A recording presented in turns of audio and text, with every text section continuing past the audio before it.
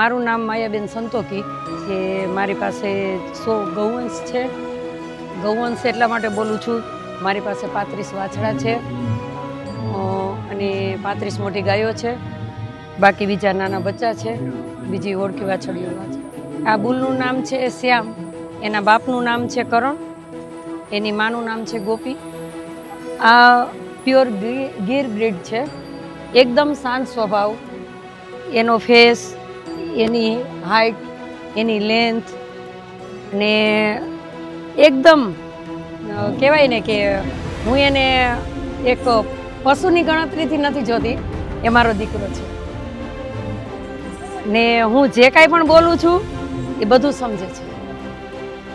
એટલો બધો મારી સાથે એટેચ છે, હું એમ કહીશ કે ચાલ એટલે મારી સાથે ચાલવા માંડે છે, ઊભો રહે તો ઊભો રહી જાય છે ને મારે ત્યાં જાનો જન્મ થયેલો છે ને મેં જેને મોટો કરેલો છે, એટલે મારી બધી હરકતને સમજે।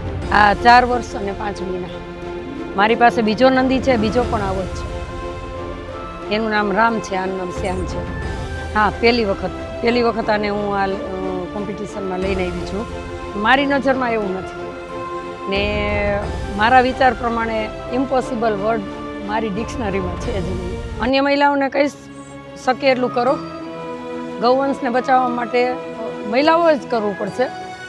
જો લેડીઝ કરશે તો જ આ વસ્તુ થશે, જેન્ટ્સથી આ એકલાથી આ કામ નથી થાય ને બધા એક ગાય રાખશે તો કદાચ આ દુનિયામાંથી કે ને કે અત્યારે આ લુપ્ત થઈ જશે। ગાય બહુ ઓછી થઈ ગઈ છે, એટલે મારી બહુ ઈચ્છા છે કે ગામડાઓમાં એ બહેનોને ખબર પડે કે આપણે બધા અવળી જમીન છે। મારી પાસે તો ભાડાની જમીન છે, ઘરની જમીન પણ નથી, છતાં પણ હું કરું છું। અત્યારે મારું રહેવાનું રેસિડેન્ટ રાજકોટમાં છે, પણ હું રહું છું ગૌશાળા। એમાં સૂકો ચારો, લીલો ચારો, ખાંડદાણ હોય દૂધ આપતી ગાયોને, પછી આ નંદીને ખાંડદાણ દેવું પડતું હોય, કારણ કે આનો ઉછેર બહુ મહેનત માગી લે એ બધું ને ટાઈમિંગવાળું, કે ટાઈમ ટુ ટાઈમ એને ખાવાનું, ટાઈમ ટુ ટાઈમ નીચે સફાઈ, ટાઈમ ટુ ટાઈમ બધું। મારી ગૌશાળામાં બધા ગાયોની નીચે આ મેટ છે, ઉપર પંખા છે, ફેસિલિટી પૂરી આપું છું ને એક કે ને કે આમ સારી રીતે કામ કરું છું। મારી દિલથી ઈચ્છા છે કે આપણી ગાય માતાને આપણે રાષ્ટ્રમાતા જાહેર કરવી જોઈએ। આપણે બધાએ એના માટે આગળ આવવું જોઈએ, બધાએ એના માટે માગણી કરવી જોઈએ ને હું એક કટ્ટર હિન્દુ છું અને કટ્ટર ગૌરક્ષક છું કે ગમે ત્યાં કોઈ પણ જીવ હોય એ જીવને જો કાંઈ પણ જરૂર હોય તો હું દોડીને આગળ જાઉં છું। તો બધાએ ખરેખર બધાએ આ વિચાર મનની અંદર રાખીને કંઈક આગળ આવવું જોઈએ અને આપણી આ માતાને આપણે ગાય માતાનો દરજ્જો આપવા માટે, રાષ્ટ્રમાતા જાહેર કરવા માટે આપણે સરકારને ખરેખર આના માટે આપણે માગણી કરવી જોઈએ। જય ગૌ માતા।